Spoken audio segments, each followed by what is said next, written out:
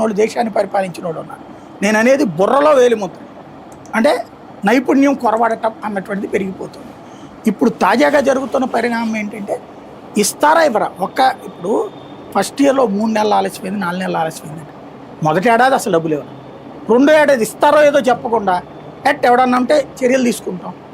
ఇక్కడ ప్రస్తుతానికి కాలేజీలు నడుస్తుంది. ఇప్పుడు మొన్న ఎట్లయితే హాస్పిటల్ వాళ్ళు అడ్డం తిరిగారో వాళ్ళకి 10 రోజులు 15 రోజులు సమ్మె చేశారు. రేపు ఇక్కడ కూడా సమ్మెకి దిగుతారు. ఇప్పుడు ఏమైపోయిందంటే ప్రభుత్వ ప్రైవేటు విద్యలో ఒక తేడా వచ్చింది. ప్రైవేటు విద్య, ప్రైవేటు వైద్యం ఈ రెండు రాజశేఖర హయాంలో ప్రారంభమైనప్పుడు ఎవరికైతే అత్యంత అవసరం అంటే అసలు ఏమాత్రం అవకాశం లేక ఈ రెండింటిని వినియోగించుకోవాలి. ప్రభుత్వ వైద్యం కానీ ప్రైవేట్ వైద్యం కానీ అంటే ఫర్ ఎగ్జాంపుల్ అప్పట్లో గుండె నొప్పులు, క్యాన్సర్ ఇట్లాంటి వాటికి ప్రభుత్వ ఆసుపత్రుల్లో ట్రీట్మెంట్ ఉండేది కాదు. కాబట్టి వాళ్ళకి ఈ ప్రైవేట్ ఆసుపత్రుల్లో ట్రీట్ చేసుకునేందుకు అవసరమయ్యే డబ్బులు ప్రభుత్వం ఖర్చు పెట్టేది.